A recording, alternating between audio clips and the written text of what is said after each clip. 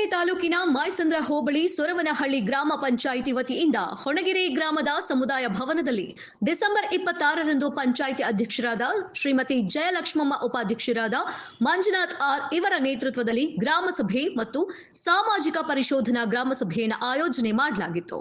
ಈ ಗ್ರಾಮ ಸಭೆ ಸುಮಾರು 3 ಬಾರಿ ಆಯೋಜನೆ ಮಾಡಿದ್ದು ಕೋರಂ ಇಲ್ಲದ ಕಾರಣ ಮುಂದೂಡಲಾಗಿತ್ತು.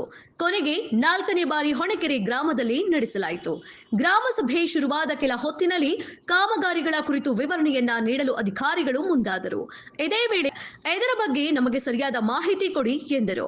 ಇದಕ್ಕೆ ಉತ್ತರಿಸಿದ ಅಧಿಕಾರಿಗಳು ಮೊದಲಿಗೆ ಕಾಮಗಾರಿಗಳ ವಿವರಣೆಯನ್ನ ಕೇಳಿ ನಂತರ ಇದರ ಬಗ್ಗೆ ಚರ್ಚೆ ಮಾಡೋಣ ಎಂದು ಹೇಳಿದರು. ಇದೇ ವೇಳೆ ಕೆಲ ಗ್ರಾಮಸ್ಥರು ಮತ್ತು ಜನಪ್ರತಿನಿಧಿಗಳ ನಡುವೆ ಜಟಾಪಟಿಯೂ ಕೂಡ ನಡೆಯಿತು.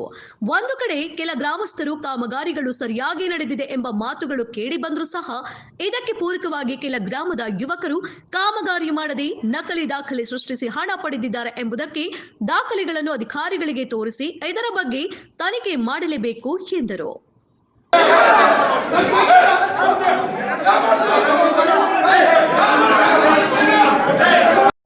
यार ताकत नहीं